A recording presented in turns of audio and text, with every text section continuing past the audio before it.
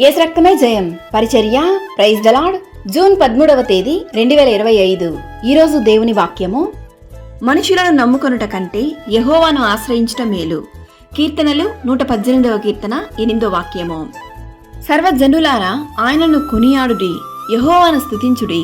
యెహోవా దయాళుడు, ఆయన కృప నిరంతరము నిలుచును. అవును క్రీస్తునందు ప్రియులారా, ఈ లోక మనుషులు మనకు సహాయం చేస్తానని నమ్మించి మోసం చేస్తారు. మీ జీవితంలో చివరిదాకా మీతో కూడా ఉంటానని మిమ్మల్ని చేయి విడిచేస్తూ ఉంటారు. కొన్ని రోజులకే మీపై ఉన్న ప్రేమ, ఆప్యాయత, ఐక్యత తగ్గిపోవచ్చు. కుటుంబంలో, సంఘంలో మీతో ఉన్న మనుషులను బట్టి సమాధానం లేని స్థితిని మీరు ఎదుర్కోవచ్చు. మనిషిని నమ్మినట్లయితే ఇదే మన పరిస్థితి. అందుకే దేవుని వాక్యం సెలవిస్తుంది, మనుషులను నమ్ముకొనుట కంటే యెహోవాను ఆశ్రయించటం మేలు. రాజులను నమ్ముకొనుట కంటే యెహోవాను ఆశ్రయించటం మేలు. యేసయ్య నిన్ను తన అరచేతిలో చెక్కి ఉన్నాడు. ఆయన రెక్కల చాటున నిన్ను భద్రపరిచి ఉన్నాడు. ఆయన నిన్ను కంటికి రెప్పలా కాపాడును. ఎవడు నిన్ను చేయి విడిచిననో ఆయన ఎట్టి పరిస్థితిలోనూ నీ చేయి విడువడు.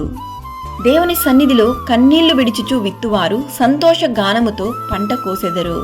కావున దేవుని ముందు నమ్మకముగా ఉండి దేవుడు మనకనుగ్రహించు దీవెనలను మెండుగా పొందుకొనిదము. ఈరోజు ఈ వాక్యం వింటున్న ప్రియ సహోదరి సహోదరులారా, నీ అననుకూల పరిస్థితి, అందరూ చేయి విడిచిన స్థితిలో మనుషుల వైపు కాక యెహోవాను ఆశ్రయించు.